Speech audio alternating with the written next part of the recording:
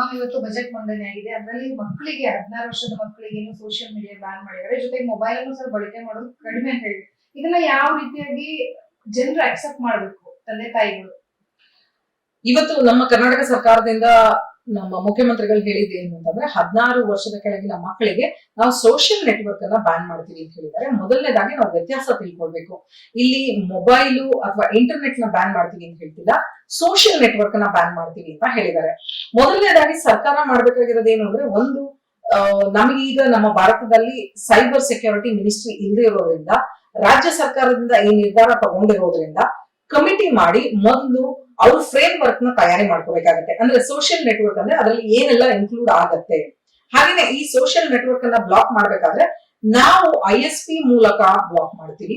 ಹಾಗೇನೆ ಮಕ್ಕಳ ರಿಜಿಸ್ಟರ್ ಆಗ್ಬೇಕಾದ್ರೆ, ಅಂದ್ರೆ ಒಂದು ಅಕೌಂಟ್ ಅನ್ನ ರಿಜಿಸ್ಟರ್ ಮಾಡ್ಬೇಕಾದ್ರೆ ಏಜ್ ಅಂದ್ರೆ ಕಾಂಟ್ಯಾಕ್ಟ್ ಅಂತ ಏನ್ ಹೇಳ್ತೀವಿ, ಕಾಂಟ್ಯಾಕ್ಟ್ ಕಂಟೆಂಟ್ ಪ್ರೊಫೈಲ್ ಇಂದು ಅದರ ಏಜ್ ಏನಿದೆ ಅಂತ ಕನ್ಫರ್ಮ್ ಮಾಡ್ಕೊಂಡು ನಾವು ಅಕೌಂಟ್ ಅನ್ನ ತೆಗಿತೀವಿ ಅಥವಾ ಅಕೌಂಟ್ ಅನ್ನ ಓಪನ್ ಮಾಡೋದಕ್ಕೆ ಅಲೋ ಮಾಡ್ತೀವಿ ಅಂತ ISP ಅಗ್ರಿ ಮಾಡ್ಬೇಕಾಗುತ್ತೆ. ಯಾಕೆಂದ್ರೆ ಪ್ರತಿಯೊಂದು ಸರ್ಕಾರದಿಂದಾನು ಸೋಷಿಯಲ್ ಪ್ಲಾಟ್ಫಾರ್ಮ್ ಗಳೇನಿದೆ ಅವರ ಆರ್ಗನೈಸೇಷನ್ ಮೂಲಕ ಅಗ್ರಿಮೆಂಟ್ ಗಳು ಇರುತ್ತೆ. ಆ ಅಗ್ರಿಮೆಂಟ್ ಹೇಗೆ ಅವರು ಸೈನ್ ಮಾಡಿರ್ತಾರೆ ಅನ್ನೋದ್ರ ಮೇಲೆ ಕೂಡ ಇದು ಪ್ರಭಾವ ಬೀರುತ್ತೆ. ಯಾಕೆಂದ್ರೆ ನಮ್ಮ ಈ ರಾಜ್ಯ ಸರ್ಕಾರದ ನಿರ್ಧಾರದ ಜೊತೆಗೆ ನಮ್ಮ ಕೇಂದ್ರ ಸರ್ಕಾರದ ಸಹಕಾರ ಕೂಡ ನಮ್ಗೆ ಇಲ್ಲಿ ಬೇಕಾಗುತ್ತೆ. ಸೊ ಇದನ್ನ ನಾವು ಮೊದಲು ಯೋಚನೆ ಮಾಡ್ಬೇಕಾಗತ್ತೆ. ಹಾಗೇನೆ ಸರ್ಕಾರ ಹೇಗೆ ಇದರ ನಿರ್ಧಾರವನ್ನ ತಗೊಳುತ್ತೆ ಅನ್ನೋದನ್ನು ಯೋಚನೆ ಮಾಡ್ಲೇಬೇಕು. ಯಾಕೆಂತಂದ್ರೆ ಇದಕ್ಕೆ ಸರಿಯಾದ ತಯಾರಿ ಬೇಕು ನಮ್ಗೀಗ.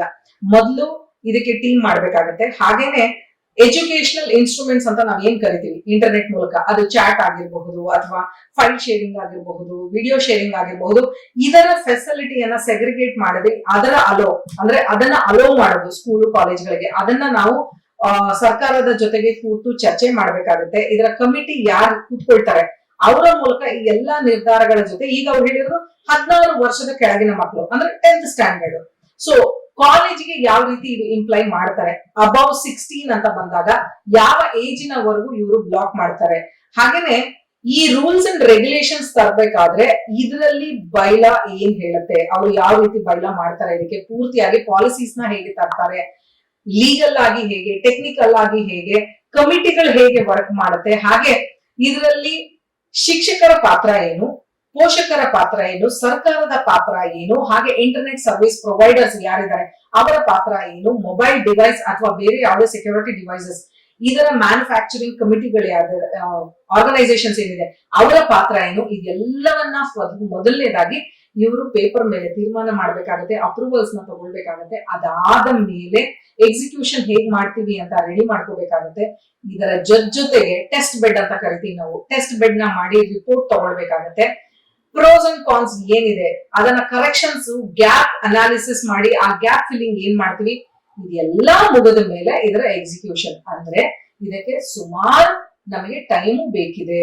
ಆ ಟೈಮಿನ ತಯಾರಿ ಯಾವತ್ತಿಂದ ಶುರುವಾಗುತ್ತೆ, ಆ ಟೈಮು ಟೆಸ್ಟ್ ಟೈಮ್ ಏನಿದೆ ಅದು ಯಾವಾಗ, ಇದಕ್ಕೆ ಎಕ್ಸಿಕ್ಯೂಷನ್ ಟೈಮ್ ಫ್ರೇಮ್ ಏನು, ಇದೆಲ್ಲದರ ಜೊತೆಗೆ ಬಡ್ಜೆಟ್, ಇದಕ್ಕೆ ಅಂತ ಬಜೆಟ್ ಬೇಕು, ಆ ಬಜೆಟ್ ನ ವಿಷಯ ಏನು.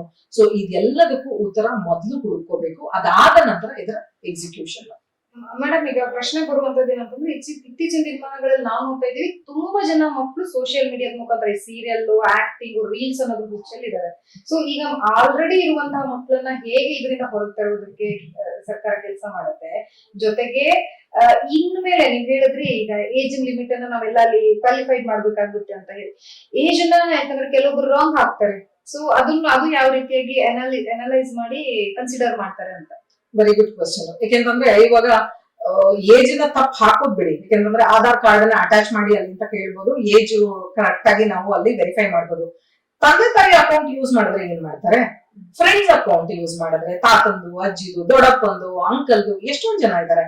ಸೊ ಈ ರೀತಿ ಇರ್ಬೇಕಾದ್ರೆ ಮೊದಲು ನಮ್ಗೆ ಸೆಕ್ಯೂರಿಟಿ ಆಪರೇಷನ್ ಸೆಂಟರ್ ಅಂದ್ರೆ ಟ್ರಾಫಿಕ್ ಮಾನಿಟರಿಂಗ್, ಹಾಗೆ ISP ಮೂಲಕ ಮಾನಿಟರಿಂಗ್, ಇದೆಲ್ಲವನ್ನು ಕೂಡ ನಾವು ಜಾರಿಗೆ ತರಬೇಕಾಗತ್ತೆ. ಹಾಗೇನೆ ಕಂಟ್ರೋಲ್ ಅಂತ ಬಂದಾಗ ಮಕ್ಕಳಿಗೆ ನಾವು ಆಗ್ಲೇ ಇದನ್ನ ಕೊಟ್ಬಿಟ್ಟಿದೀವಿ. 16 ವರ್ಷದ ಕೆಳಗಿನ ಮಕ್ಕಳು ಅಂದ್ರೆ ಈಗ 3 ವರ್ಷದ ಮಗುಗೂ ಮೊಬೈಲ್ ಕೊಟ್ಟಿರ್ತೀವಿ. ಇದನ್ನ ಕಂಟ್ರೋಲ್ ಮಾಡ್ಬೇಕು, ಮತ್ತೆ ಅವರಿಗೆ ಅವ್ರ ಕೈಯಿಂದ ಇದನ್ನ ಕಿತ್ಕೊಳ್ತಾ ಇದೀವಿ ಅಥವಾ ಅವರಿಂದ ನಾವು ಇದನ್ನ ತೆಕ್ಕೊಳ್ತಾ ಇದೀವಿ ವಾಪಸ್ಸು ಅಂತಂದಾಗ ಮಕ್ಕಳು ಒಪ್ಪೋದಿಲ್ಲ. ಮಾನಸಿಕವಾಗಿ ಮಕ್ಕಳನ್ನ ಇಲ್ಲಿ ತಯಾರಿ ಮಾಡ್ಬೇಕಾಗುತ್ತೆ. ಪೋಷಕರು ಶಿಕ್ಷಕರ ಜವಾಬ್ದಾರಿ ತುಂಬಾ ಇದೆ. ಯಾಕಂದ್ರೆ ಮಾನಸಿಕವಾಗಿ ಮಕ್ಕಳನ್ನ ತಯಾರು ಮಾಡ್ಬೇಕು. ಸೋಷಿಯಲ್ ನೆಟ್ವರ್ಕ್ ಈ ಏಜ್ ತನಕ ಬೇಡ ಮಗು, ಇದರಿಂದ ಈ ರೀತಿ ತಪ್ಪಾಗತ್ತೆ, ಈ ರೀತಿ ತೊಂದರೆ ಆಗತ್ತೆ, ಇದು ನಮಗ್ ಬೇಡ, ಅದನ್ನ ಬಿಟ್ಟು ನಾವ್ ಏನೆಲ್ಲ ಮಾಡಬಹುದು, ನಾವು ಹೊರಗಡೆ ಇದ್ದು ನಾವು ಕಲಿಯುವಂತ ಕಲಿಕೆಗೆ ಬೇಕಾಗಿರುವಂತ ಏನೇನಿದೆ ಇದೆಲ್ಲವನ್ನ ಮಕ್ಕಳಿಗೆ ಮನವರಿಕೆ ಮಾಡ್ಕೊಡ್ಬೇಕಾಗತ್ತೆ. ಅದರ ಜೊತೆಗೆ ನಾವು ಈ ಒಂದು ಬ್ಯಾನ್ ಅಂತ ಏನಿದೆ ಇದನ್ನ ನಾವು ತರಬೇಕಾಗುತ್ತೆ. ಮತ್ತೆ ಇದೆಲ್ಲವೂ ರಾತ್ರೋರಾತ್ರಿ ನಡೆಯುವಂತದ್ದಲ್ಲ. ಇದ್ರ ಜೊತೆಗೆ ನಾನು ಆಗ್ಲೇ ಹೇಳ್ದಾಗೆ ಇದರಲ್ಲಿ ಟೆಸ್ಟ್ ಬೆಡ್ ನಾವು ಮಾಡಿದಾಗ ಎಷ್ಟು ಪ್ರೋಸ್ ಅಂಡ್ ಕಾನ್ಸ್, ನೆಗೆಟಿವಿಟಿ ಏನ್ ಬರುತ್ತೆ, ಎಷ್ಟು ಜನ ಇದಕ್ಕೆ ಬೇಡ ಅಂತ ಹೇಳ್ತಾರೆ, ಬೇಕು ಅಂತ ಹೇಳ್ತಾರೆ. ಯಾಕೆಂದ್ರೆ ನಾವಿಲ್ಲಿ ಬೇಡ ಅಂತ ಹೇಳ್ತಾ ಇರೋದು ಮಕ್ಕಳ ಒಳ್ಳೇದಕ್ಕೆ ಹೊರತು ಬೇರೆ ಇನ್ಯಾವುದು ವಿಷಯಕ್ಕಲ್ವಾ. ಯಾಕೆಂದ್ರೆ ಇದ್ರಲ್ಲಿ ಎಲ್ಲರಿಗಿಂತ ಹೆಚ್ಚಾಗಿ ನಾವು ಗಮನ ಹರಿಸ್ಬೇಕಾಗಿರೋದು ಏನಂದ್ರೆ ಇವತ್ತು ಎಷ್ಟು ಜನ ನಮ್ಮ ಹೆಣ್ಣು ಮಕ್ಕಳು ತಪ್ಪದಾರಿ ಹಿಡಿತಾ ಇದ್ದಾರೆ, ಅವರ ಜೀವನವನ್ನ ಅಂತ್ಯ ಮಾಡ್ಕೊಳ್ತಾ ಇದ್ದಾರೆ. ಇದೆಲ್ಲದಕ್ಕೂ ಸೋಷಿಯಲ್ ನೆಟ್ವರ್ಕ್ ಕಾರಣ ಆಗ್ತಾ ಇದೆ. ಇದೆಲ್ಲದರ ಜೊತೆಗೆ ನಮ್ಮ ಯಂಗ್ ಮೈಂಡ್ ಏನಿದೆ ಆ ಯಂಗ್ ಮೈಂಡ್ಗೆ ಬ್ರೈನ್ ವಾಶ್ ಮಾಡಿ ಟೆರರಿಸಂಗೆ ತಳ್ತಾ ಇರುವಂತಹ ಸೋಷಿಯಲ್ ನೆಟ್ವರ್ಕಿನ ಪ್ಲಾಟ್ಫಾರ್ಮ್ ನಮ್ಗೆ ಈಗ ಸದ್ಯಕ್ಕೆ ಈ ಏಜಿನ ಮಕ್ಕಳಿಗೆ ಬೇಡ. ಆ ಮಕ್ಕಳಿಗೆ ಸರಿ ಏನು ತಪ್ಪೇನು, ನನಗಿದು ಬೇಕಾ ಬೇಡವಾ ಏನು ಗೊತ್ತಿರಲ್ಲ. ಕಂಟೆಂಟ್ ಕಾಂಟ್ಯಾಕ್ಟ್ ಕಮೆಂಟ್ಸ್ ಅಂತ ನಾವು ನೋಡಕ್ ಹೋದಾಗ ಈ ಕಂಟೆಂಟ್ ಏನಿದೆ ಇದು ಯಾವ ಮಕ್ಕಳಿಗೆ ತೋರಿಸ್ತಾ ಇದೀವಿ ನಾವು ಸೋಷಿಯಲ್ ನೆಟ್ವರ್ಕ್ ಅಲ್ಲಿ. ನೀವೇನಾರ ಅವ್ರಿಗೆ ಇಂಥದ್ದೇ ನೋಡ್ಬೇಕು ಅಂತದ್ದೇ ನೋಡ್ಬೇಕು ಜೊತೆ ಕೂತ್ಕೊಂಡು ಹೇಳ್ಕೊಡ್ತಾ ಇಲ್ಲ, ಎಲ್ಲವನ್ನ ನೋಡ್ತಾ ಇದ್ದಾರೆ. ಸೊ ಹಾಗಾಗಿ ಆ ಮಕ್ಕಳನ್ನ ದಾರಿಗೆ ತರೋದಕ್ಕೋಸ್ಕರ ತಗೊಳ್ತಾ ಇರುವಂತಹ ಮೊದಲನೇ ಹೆಜ್ಜೆ. ಇದರಲ್ಲಿ ನಾವು ಎಷ್ಟು ಮಟ್ಟಿಗೆ ಎಡುತ್ತೀವಿ, ಎದ್ದು ನಿಂತ್ಕೋಬೇಕಾಗಿರುವಂತಹ ಚಾನ್ಸಸ್ ತುಂಬಾ ಜಾಸ್ತಿ ಬೇಕು. ನಮ್ಗೆ ಸರಿಯಾದ ಸಪೋರ್ಟ್ ಬೇಕು. ಮತ್ತೆ ಈ ಮೂಲಕ ಕೇಳ್ಕೊಳ್ಳೋದೇನು ಅಂದ್ರೆ ಶಿಕ್ಷಕರು ಪೋಷಕರು ಇಲ್ಲಿ ಸರಿಯಾದ ನಿರ್ಧಾರವನ್ನ ತಗೋಬೇಕು. ಅಯ್ಯೋ ನನ್ ಮಗ ತುಂಬಾ ಡಿಪ್ರೆಸ್ ಆಗ್ಬಿಟ್ಟಿದಾನಪ್ಪ, ನನ್ ಮಕ್ಕಳು ಈ ಒಂದು ಸೋಷಿಯಲ್ ನೆಟ್ವರ್ಕ್ ನ ಬ್ಯಾನ್ ಮಾಡಿದ ತಕ್ಷಣ ತುಂಬಾ ಡಿಪ್ರೆಸ್ ಆಗ್ಬಿಟ್ಟಿದ್ದಾಳೆ, ಸರ್ಕಾರ ಏನಾದ್ರೂ ಮಾಡ್ಕೊಂಡು ಹೋಗ್ಲಿ, ನಾನು ನನ್ನ ಅಕೌಂಟ್ ಇಂದ ಆಕ್ಸೆಸ್ ಕೊಟ್ಬಿಡ್ತೀನಿ. ಇದೆಲ್ಲವನ್ನ ಅರ್ಥ ಮಾಡ್ಕೋಬೇಕಾಗಿರೋದು ನೀವು. ಯಾಕೆಂತಂದ್ರೆ ಇದು ಮಾಡ್ತಾ ಇರೋದು ನಿಮ್ಮನೆ ಮಕ್ಕಳಿಗೆ, ಸರ್ಕಾರದ ಒಳಗಡೆ ತರ್ತಾ ಇಲ್ಲ, ಇದು ನಿಮ್ಮ ಮನೆಯ ಮಕ್ಕಳಿಗೆ ತರ್ತಾ ಇರೋದ್ರಿಂದ ನೀವು ಕೂಡ ಇದನ್ನ ಅರ್ಥ ಮಾಡ್ಕೋಬೇಕಾಗುತ್ತೆ. ಯಾಕೆಂದ್ರೆ ಅರ್ಥೈಸೋದಿದೆಯಲ್ಲ ದೊಡ್ಡವರಿಗೆ, ಅದು ಸ್ವಲ್ಪ ಇಲ್ಲಿ ನಾವು ಸರ್ಕಾರದಿಂದ ತಗೊಳ್ತಾ ಇರುವಂತಹ ನಿರ್ಧಾರದ ಜೊತೆಗೆ ಶಿಕ್ಷಕರು ಹಾಗೆ ಪೋಷಕರು ಕೂಡ ಸರಿಯಾದ ನಿರ್ಧಾರವನ್ನ ತಗೊಳ್ಳೇಬೇಕಾಗುತ್ತೆ.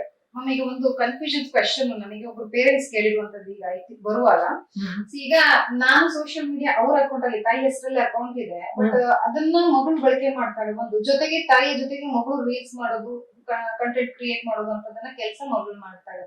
ಒಂದ 12 ವರ್ಷದ ಹುಡುಗಿ ಅವ್ರ ಮಗಳು. ಸೊ ಇದಕ್ಕೆ ಅವ್ರ ಕನ್ಫ್ಯೂಷನ್ ಕ್ವಶನ್ಸ್ ನನಗೆ ಕೇಳುದು, ಇದಕ್ಕೆ ಸರ್ಕಾರ ಯಾವ ರೀತಿ ಡಿಕ್ಲರೇಷನ್ ಕೊಡುತ್ತೆ? ಖಂಡಿತವಾಗ್ಲೂ ನೀವು ಮಕ್ಕಳನ್ನ ಯಾವ್ದ್ರಲ್ಲಿ ತೊಡಗಿಸ್ಬೇಕು, ನಮ್ಮ ಸಂಸ್ಕೃತಿ ಎಷ್ಟು ದೊಡ್ಡದು, ನೀವು ನಮ್ಮ ಸಂಸ್ಕೃತಿನಲ್ಲಿ ನಡೀತಾ ಇರುವಂತಹ ಆಕ್ಟಿವಿಟೀಸ್ ಅಲ್ಲಿ ಚಟುವಟಿಕೆಗಳಲ್ಲಿ ನಿಮ್ಮ ಮಕ್ಕಳನ್ನ ತೊಡಗಿಸ್ತಾ ಇದ್ದೀರಾ, ಅದನ್ನ ರೀಲ್ ಮಾಡಿ ಯಾವ್ದನ್ನ ಹಾಕ್ಬೇಕು. ಯಾಕಂದ್ರೆ ನೀವೇನೋ ಕಂಟೆಂಟ್ ಅನ್ನ ಹಾಕಿದೀರಾ, ಇದು ಎಲ್ಲಿ ಡೌನ್ಲೋಡ್ ಆಗ್ತಾ ಇದೆ ನೀವು ಯಾವತ್ತಾದ್ರೂ ನೋಡಿದೀರಾ? ನಿಮ್ಮ ಆ 13-12 ವರ್ಷದ ಹೆಣ್ಣು ಮಗುವಿನ ಒಂದು ವಿಡಿಯೋ ಆಗ್ಲಿ ಪಿಕ್ಚರ್ ಆಗ್ಲಿ ಎಲ್ಲವನ್ನ ನೀವು ಅಪ್ಲೋಡ್ ಮಾಡ್ತಾ ಇದ್ದೀರಾ. ಒಂದ್ ಸತಿ ಇಂಟರ್ನೆಟ್ಗೆ ಅದು ಹೋದ್ಮೇಲೆ ಅದನ್ನ ಡಿಲೀಟ್ ಮಾಡೋದು ಅಸಾಧ್ಯ. ನೀವ್ ಹೇಳ್ಬಿಡ್ಬೋದು ನಾನ್ ಡಿಲೀಟ್ ಮಾಡ್ಬಿಟ್ಟೆ, ನನ್ನ ಒಂದು ಪ್ರೊಫೈಲ್ ಏನಿತ್ತು ಅದ್ರಲ್ಲಿ ಡಿಲೀಟ್ ಮಾಡ್ಬಿಟ್ಟೆ, ಅಕೌಂಟ್ ಅಲ್ಲಿ ಡಿಲೀಟ್ ಮಾಡಿದೆ ಅಂತ. ಇಲ್ಲ, ಆತರ ಆಗಲ್ಲ. ಸೊ ಅದು ಎಲ್ಲೆಲ್ಲಿ ಹರಿದಾಡ್ತಾ ಇದೆ, ಯಾವ ರೀತಿ ಅದನ್ನ ಉಪಯೋಗಿಸ್ತಾ ಇದ್ದಾರೆ, ಯಾವ ರೀತಿ ಅದನ್ನ ಮಾಡಿಫೈ ಮಾಡ್ತಾ ಇದ್ದಾರೆ, ಇದನ್ನ ಯಾವ ಕೆಟ್ಟ ಆಕ್ಟಿವಿಟೀಸ್ಗೆ ಅದನ್ನ ಉಪಯೋಗಿಸ್ತಾ ಇದ್ದಾರೆ, ನಿಮ್ಗೆ ಏನಾದ್ರು ಅರ್ಥ ಆಗಿದ್ಯಾ? ಅದಿನ್ನೂ ಸಣ್ಣ ಮಗು, ಆಕೆಗಿನ್ನೂ ಗೊತ್ತಾಗಲ್ಲ. ನೀವು ಅದ್ರ ಬಗ್ಗೆ ಯೋಚನೆ ಮಾಡಬೇಕು. ಪ್ರತಿ ಒಬ್ಬ ಹೆಣ್ಣು ಮಗುವಿನ ತಂದೆ ತಾಯಿಗೂ ಕೂಡ ನಾನು ಇದೇ ಪ್ರಶ್ನೆ ಕೇಳ್ತೀನಿ, ಸುಮ್ಮನೆ ಮಗುವಿನ ಎಲ್ಲಾ ರೀತಿಯಾದ ಫೋಟೋಗಳನ್ನ ನೀವು ಯಾಕೆ ಅಪ್ಲೋಡ್ ಮಾಡ್ತಾ ಇದ್ದೀರಾ? ಸಂತೋಷ ಅನ್ಸಿದ್ರೆ ಒಂದು ಬರ್ತ್ಡೇದಾಗ್ಲಿ ಅಥವಾ ಬೇರೆ ಯಾವ್ದೋ ಫಂಕ್ಷನ್ ದಾಗ್ಲಿ ನೀವು ಚೆನ್ನಾಗಿರುವಂತ ಫೋಟೋಗಳನ್ನ ತೆಗೆದಾಗ ನಿಮ್ಮ ಸಂತೋಷಕ್ಕೆ ನೀವು ತೆಕ್ಕೊಂಡು ಇಟ್ಕೊಳ್ತೀರಾ. ಅದನ್ನ ಇಡೀ ಪ್ರಪಂಚಕ್ಕೆ ಗೊತ್ತಾಗೋ ಹಾಗೆ ಸೋಷಿಯಲ್ ನೆಟ್ವರ್ಕ್ ಅಲ್ಲಿ ಹಾಕೋದು ಬೇಕಾ? ನಾವ್ ಅದಕ್ಕೆ ಯಾವಾಗ್ಲೂ ಕೇಳ್ತೀವಿ ಸ್ಟಾಪ್ ಥಿಂಕ್ ಕನೆಕ್ಟ್ ಅಂತ. ಒಮ್ಮೆ ಯೋಚನೆ ಮಾಡಿ, ಆ ಮಗುವಿನ ಫೋಟೋ ಅಥವಾ ಆ ಹೆಣ್ಣು ಮಗುವಿನ ಫೋಟೋ ಯಾವ ರೀತಿ ಎಲ್ಲ ಉಪಯೋಗ ಆಗಬಹುದು, ಆಗ್ತಾ ಇದೆ, ತಪ್ಪಾಗಿ ಆಗ್ತಾ ಇದೆ. ಇವತ್ತು ಡೀಪ್ ವೆಬ್ ಆಗಿರಬಹುದು, ಡಾರ್ಕ್ ವೆಬ್ ಆಗಿರಬಹುದು, ಆರ್ಟಿಫಿಷಿಯಲ್ ಇಂಟೆಲಿಜೆನ್ಸ್ ಆಗಿರಬಹುದು, ಇದನ್ನ ಇಟ್ಕೊಂಡು ಯಾವ ರೀತಿಯಾಗಿ ಆ ಫೋಟೋಗಳನ್ನ ಮಾರ್ಪಾಟು ಮಾಡ್ತಾ ಇದ್ದಾರೆ. ಸೊ ಹೀಗಿರ್ಬೇಕಾದ್ರೆ ನೀವು ರೀಲ್ಸ್ ಮಾಡಿ ಮಗುವನ್ನ ಫೇಮಸ್ ಮಾಡೋದು ಮುಖ್ಯನಾ ಅಥವಾ ಮಗುನೇ ಫೇಮಸ್ ಆಗೋದು ಮುಖ್ಯನಾ? ಯೋಚನೆ ಮಾಡ್ಬೇಕಲ್ವಾ. ಯಾಕೆಂತಂದ್ರೆ ರೀಲ್ಸ್ ಇಂದ ಮಗುವಿನ ಆ ಒಂದು ಆಕ್ಟಿವಿಟಿ ಫೇಮಸ್ ಆಗ್ಬಹುದು, ಆದ್ರೆ ಆ ಮಗು ನಾಳೆ ದಿನ ಒಬ್ಬ ಸೈಂಟಿಸ್ಟ್ ಆಗ್ಬಹುದು ಅಥವಾ ದೊಡ್ಡ ಉದ್ಯಮಿ ಆಗಬಹುದು, ಬೇರೆ ಇನ್ನೇನೋ ಕಂಡುಹಿಡಿಬಹುದು, ಪೇಟೆಂಟ್ ಗಳನ್ನ ಮಾಡಬಹುದು. ಅದೆಲ್ಲವನ್ನ ತಪ್ಪಿಸಿ ನೀವು ರೀಲ್ಗೆ ಫೇಮಸ್ ಆಗೋದಕ್ಕೆ ಯಾಕೆ ಯೋಚನೆ ಮಾಡ್ತಾ ಇದ್ದೀರಾ ಅನ್ನೋದು ನನ್ನ ಪ್ರಶ್ನೆ. ಮ್ಯಾಮ್, ಈಗ ಈಗ ಸರ್ಕಾರ ಬಜೆಟ್ ಅಲ್ಲಿ ಹೇಳ್ಬಿಡ್ತು ಇದು ನಾಳೆಯಿಂದಂದ್ರೂ ಜಾರಿಗೆ ಬರೋದಕ್ಕೆ ಅಸಾಧ್ಯವಾಗಿರುವಂತಹದ್ದು. ಇದು ಯಾವ ರೀತಿಯಾಗಿ ಜಾರಿಗೆ ತಗೊಂಡ್ ಬರುತ್ತೆ ಸರ್ಕಾರ, ಜೊತೆಗೆ ಎಷ್ಟು ಟೈಮ್ ಡ್ಯೂರೇಷನ್ ಎಷ್ಟು ಬೇಕಾಗಬಹುದು? ಸರಿ ಸುಮಾರು 3 ರಿಂದ 4 ತಿಂಗಳು ಬೇಕೇ ಬೇಕು.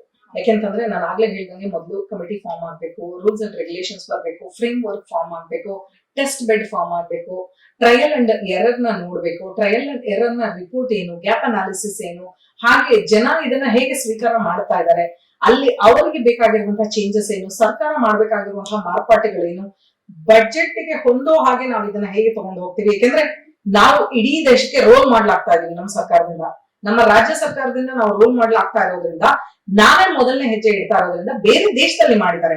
ಈಗ ಮುಂದಿನ ಅಂದ್ರೆ ಈ ವರ್ಷ ಕೊನೆಯ ಒಳಗೆ ಡೆನ್ಮಾರ್ಕ್ ತರಬೇಕು ಅಂತಿದ್ದಾರೆ, ಫ್ರಾನ್ಸ್ ತರಬೇಕು ಅಂತ ಇದ್ದಾರೆ, ಸ್ಪೇನ್ ಅವ್ರು ತರಬೇಕು ಅಂತಿದ್ದಾರೆ. ಪ್ರತಿಯೊಬ್ರು ಇದನ್ನೇ ಜಾರಿಗೆ ತರಬೇಕು ಅಂತಿದ್ದಾರೆ ಅಂದ್ರೆ ಖಂಡಿತವಾಗ್ಲೂ ಇದು ಸರಿಯಾದ ಯೋಚನೆಯೇ, ಖಂಡಿತ ಹೌದು. ಆದ್ರೆ ಹೇಗೆ ಜಾರಿಗೆ ತರ್ತೀವಿ ಅಂತಂದಾಗ ಮೊದಲನೇದು ಅವ್ರು ಏನೆಲ್ಲ ಮಾಡಿದ್ದಾರೆ ನೋಡಬಹುದು, ಎರಡನೇದು ಇದರಲ್ಲಿ ನಮಗೆ ಯಾವುದು ಸೂಕ್ತ. ಯಾಕೆಂದ್ರೆ ಇವತ್ತು ಆಸ್ಟ್ರೇಲಿಯಾದಲ್ಲಿ ಮಾಡ್ತಾ ಇರೋದೆಲ್ಲ ನಮಗೆ ಸೂಕ್ತ ಅಂತ ಹೇಳಕ್ಕಾಗಲ್ಲ. ಅವರು GDPR ನ ಫಾಲೋ ಮಾಡ್ತಾರೆ, ನಾವು DPDP ಆಕ್ಟ್ ನ ಫಾಲೋ ಮಾಡಬೇಕು. DPDP ಎಕ್ಸಿಕ್ಯೂಷನ್ ಯಾವಾಗಿಂದ ಶುರುವಾಗುತ್ತೆ, ಡೇಟಾ ಪ್ರೊಟೆಕ್ಷನ್ ಹೇಗೆ, ISP ಮೇಲೆ data protection act regulations rules ಹೇಗೆ. ಸೊ ಇದರ ಜೊತೆಗೆ ನಾವು ಯೂಸ್ ಮಾಡ್ತಾ ಇರುವಂತಹ ಈ ಒಂದು ಸೋಷಿಯಲ್ ನೆಟ್ವರ್ಕ್ ಗಳ ಜೊತೆ ನಮ್ಮ ಅಗ್ರಿಮೆಂಟ್ ಏನು, ನಮ್ಮ ಕೇಂದ್ರ ಸರ್ಕಾರದ ಅಗ್ರಿಮೆಂಟ್ ಏನ್ ಮಾತಾಡುತ್ತೆ, ಆ ಅಗ್ರಿಮೆಂಟ್ ಚೇಂಜಸ್ ಗೆ ನಾವು ರಾಜ್ಯ ಸರ್ಕಾರದಿಂದ ಕೇಂದ್ರ ಸರ್ಕಾರಕ್ಕೆ ಏನನ್ನ ಕೇಳಬೇಕು. ಸೊ ಹೀಗೆ ಬಹಳಷ್ಟು ಪ್ರಶ್ನೆಗಳಿದೆ. ಈ ಪ್ರಶ್ನೆಗಳಿಗೆ ಉತ್ತರ ಬೇಕು, ಸರಿಯಾದ ಒಂದು ಕಮಿಟಿ ಇಲ್ಲಿ ಕೂರ್ಲೇಬೇಕಾಗತ್ತೆ. ಜಾಸ್ತಿ ಕೇಳ್ತೀನಿ ಬಿಡಿ. ಇಲ್ಲ ಇಲ್ಲ ಈಗ ಏನಂದ್ರೆ ಮ್ಯಾಮ್, ಈಗ ಆಲ್ರೆಡಿ ತುಂಬಾ ಜನರದ್ದು ಈಗ social Facebook, YouTube, Instagram including WhatsApp ಸಹ ಮಕ್ಕಳಿದೆ. ಹಾಗಾದ್ರೆ ಇವರೆಲ್ಲ ಡಿಲೀಟ್ ಮಾಡ್ಕೋಬೇಕು ಅಕೌಂಟ್ ಅನ್ನ, ಹೇಗೆ ಮ್ಯಾಮ್? ಈಗ ಮೊದಲನೇದಾಗಿ ಖಂಡಿತವಾಗ್ಲೂ ಈ ಅಕೌಂಟ್ಗಳು ಯಾರ್ಯಾರ್ದು ಆಲ್ರೆಡಿ ಕ್ರಿಯೇಟ್ ಆಗಿದೆ, ಇದು ಒಂದು ರೆವೆನ್ಯೂ ಜನರೇಟ್ ಮಾಡ್ತಾ ಇರುತ್ತೆ. ಅದು ಆ ಅಕೌಂಟ್ ಕ್ರಿಯೇಟ್ ಮಾಡಿರುವಂತಹ ಆಪಿನ ಕಂಪನಿಗಾಗಿರ್ಬಹುದು ಅಥವಾ ISP ಗಾಗಿರ್ಬಹುದು ರೆವೆನ್ಯೂ ಜನರೇಟ್ ಮಾಡ್ತಾ ಇರುತ್ತೆ. ಈ ರೆವೆನ್ಯೂ ಜನರೇಷನ್ ಅಲ್ಲಿ ಖಂಡಿತವಾಗ್ಲೂ ಸರ್ಕಾರಕ್ಕೂ ಪಾಲಿದ್ದೇ ಇರುತ್ತೆ, ಯಾಕಂದ್ರೆ ಸರ್ಕಾರ ಕೂಡ ಅದರಲ್ಲಿ ಅಗ್ರಿಮೆಂಟ್ ಇರುತ್ತೆ. ಸೊ ಹೀಗಿರುವಾಗ ಅಕೌಂಟ್ ಗಳನ್ನ ಡಿಲೀಟ್ ಮಾಡ್ತಾರ ಅಥವಾ ಅದನ್ನ ಅಲ್ಲಿಗೆ ಡೆಡ್ ಮಾಡಿ ಮುಂದುವರಿತಾರ ಅಂತ ಕೇಳಿದಾಗ ಇದನ್ನ ಸರ್ಕಾರ ನಿರ್ಧಾರ ತಗೋಬೇಕಾಗತ್ತೆ. ಲಕ್ಷಾಂತರ ಕೋಟ್ಯಾಂತರ ಅಕೌಂಟ್ಗಳನ್ನ ಅಲ್ಲಿ ಅವರು ಸ್ಟಾಪ್ ಮಾಡ್ಬೇಕಾಗಬಹುದು. ಅಂದ್ರೆ ಇದು ಅಂಡರ್ ಏಜ್ ಆಗಿರೋದ್ರಿಂದ ಈ ಅಕೌಂಟ್ ಗಳನ್ನ ನಾವು ಸದ್ಯಕ್ಕೆ ಸ್ಟಾಪ್ ಮಾಡ್ತೀವಿ, ಆ ನಂತರ ಸ್ಲೋಲಿ ಅದನ್ನ ಡಿಲೀಟ್ ಮಾಡ್ತೀವಿ. ಅದಾದ ನಂತರ ಅದ್ರ ಮೇಲೆ ಯಾವ್ದು ಕೇಸ್ ಇಲ್ಲ, ಅದರ ಲಾಗ್ಸ್ ಗಳು ಇನ್ಯಾವುದಕ್ಕೂ ಬೇಡ ಅಂತ ಅಂದಾಗ ಕಂಪ್ಲೀಟ್ ಡಿಲಿಷನ್ ಗೆ ತಗೊಳ್ತೀವಿ ಅಂತ. ಯಾಕಂದ್ರೆ ಕಂಪ್ಲೀಟ್ ಡಿಲಿಷನ್ ಅಂದ್ರೆ ಸರ್ವರ್ ಕಂಟೆಂಟ್, ಅಂದ್ರೆ ಫೇಸ್ಬುಕ್ ಅಲ್ಲಿ ನಾನು ಪ್ರೊಫೈಲ್ ನ ಡಿಲೀಟ್ ಮಾಡಿದೆ ಅಂತಂದ್ರೆ ಸರ್ವರ್ ಎಷ್ಟು ಕ್ಲಸ್ಟರಿನ ಸರ್ವರ್ಗಳು, ಅದು ಎಲ್ಲೆಲ್ಲಿ ಅದು ಸ್ಟೋರ್ ಆಗಿದೆ, ಕಂಪ್ಲೀಟ್ ಡಿಲಿಷನ್ ಗೆ ಆ ಫೇಸ್ಬುಕ್ಕಿನ ಓನರ್ ಯಾರಿದ್ದಾರೆ ಅವರು ಕನ್ಫರ್ಮೇಶನ್ ಅನ್ನ ಡಾಕ್ಯುಮೆಂಟ್ ಮೂಲಕ ಕೊಡ್ತಾರಾ. ಸೊ ಈ ರೀತಿ ಸಾಕಷ್ಟು ಪ್ರಶ್ನೆಗಳು ಕೂಡ ಅಲ್ಲಿ ಹೇಳುತ್ತೆ. ಸೊ ಹಾಗಾಗಿ ಅಕೌಂಟ್ ಡಿಲೀಷನ್ ಅಂತ ಬಂದಾಗ ಸರ್ಕಾರ ಇಲ್ಲಿ ನಿರ್ಧಾರ ತಗೊಂಡು ಅಕೌಂಟ್ ನ ಡಿಲೀಟ್ ಮಾಡ್ತಾರ, ಪಾಸ್ ಮಾಡ್ತಾರ ಸ್ವಲ್ಪ ಸಮಯ, ಹಾಗೇನೆ ಅದಕ್ಕೆ ಬೇಕಾಗಿರುವಂತಹ ಲಾಗ್ಸ್ ನ ಸ್ಟೋರ್ ಮಾಡ್ತಾರ. ಹೀಗೆ ಸಾಕಷ್ಟು ಪ್ರಶ್ನೆಗಳಿಗೆ ಉತ್ತರ ಕೂಡ ಬೇಕಾಗುತ್ತೆ. ಹಾಗೇನೆ ಏನು ಮಾಡಬೇಕು ಏನು ಮಾಡಬಾರ್ದು ಅನ್ನೋದಕ್ಕೆ 4-5 ಚಾಯ್ಸ್ ಗಳಿದೆ. ಅದನ್ನ ಸರ್ಕಾರ ಸರಿಯಾದ ನಿರ್ಧಾರವನ್ನ ತಗೊಳ್ಳೋ ಟೈಮ್ನಲ್ಲಿ ಕೇಂದ್ರ ಸರ್ಕಾರದ ಜೊತೆಗೆ ಕೂತು ನಿರ್ಧಾರ ತಗೋಬೇಕಾಗುತ್ತೆ. ಮತ್ತೆ ಬೇರೆ ಏನಾದ್ರು ನಾನು ಕೇಳಬೇಕು? Most of it you have asked. Almost ಎಲ್ಲ ಕೇಳಿದೀನಿ. ಈಗ ಈಗ ಸ್ಕೂಲ್ ಅಲ್ಲಿ ಏನಂದ್ರೆ ನೋಟ್ಸ್ ಕಳಿಸ್ತಾರೆ ವಾಟ್ಸ್ಆಪ್ ಅಲ್ಲಿ, ಅಥವಾ ಸಮ್ ಟೈಮ್ಸ್ ಏನ್ ಮಾಡ್ತಾರೆ ಮಕ್ಕಳಿಗೆ ಈ ಫಾರಿನ್ ಕಂಟ್ರಿಗೆ ಹೋಗೋರೆಲ್ಲ ಏನ್ ಮಾಡ್ತಾರೆ ಕನ್ನಡ ಕ್ಲಾಸಸ್ ನ ಇಲ್ಲಿಂದ ಆನ್ಲೈನ್ ನನ್ನ ಕೆಳಗಡೆ ಮೇಲೆ ಇದು ಆಗ್ತಿರುವಂತದ್ದು. ಫಾರಿನ್ ಕಂಟ್ರಿ ಮಕ್ಕಳಿದ್ದಾರೆ, ಬಟ್ ಅವ್ರಿಗೆ ಮಕ್ಕಳಿಗೆ ಕನ್ನಡ ಕಲಿಸ್ಬೇಕು ಅಂತ ಹೇಳಿ ಆನ್ಲೈನ್ ಥ್ರೂ ವಾಟ್ಸ್ಆಪ್ ಥ್ರೂ ಇಂದ ಅವರು ವಿಡಿಯೋ ಕಾಲ್ ಮುಖಾಂತರ ಇಲ್ಲಿ ಬೆಂಗಳೂರಿಂದ ಕನೆಕ್ಟ್ ಮಾಡಿ ಕ್ಲಾಸಸ್ ಅನ್ನ ಕೇಳ್ತಾರೆ. ಸೊ ಇದಕ್ಕೆಲ್ಲ ಮುಂದೆ ಕ್ಲಾಸಸ್ ಗಳು ಹೊಡಿತಾ ಬೀಳುತ್ತಾ ಹೇಳಿ? ಖಂಡಿತವಾಗ್ಲೂ ಇಲ್ಲ. ಯಾಕೆಂತಂದ್ರೆ ನಾನು ಆಗ್ಲೇ ಹೇಳಿದೆ, ಎಜುಕೇಶನಲ್ ಇನ್ಸ್ಟ್ರೂಮೆಂಟ್ಸ್ ಅಂತ ಬರುತ್ತೆ. ಅಂದ್ರೆ ಎಜುಕೇಶನ್ ಪರ್ಪಸ್ಗೆ ಅಂತ ಕ್ರಿಯೇಟ್ ಮಾಡಿರುವಂತಹ ಈಕ್ವಲೆಂಟ್ ಟು ವಾಟ್ಸ್ಆಪ್ ನ ಮೆಸೆಂಜರ್ ಗಳಿದೆ. ಹಾಗೇನೆ ವೆಬಿನಾರ್ ಗಳು ಮಾಡುವಂಥದ್ದು, ಅಂದ್ರೆ ವಿಡಿಯೋ ಕಾಲ್ ಗಳು ಮಾಡಿ ಟೀಚ್ ಮಾಡುವಂಥದ್ದು.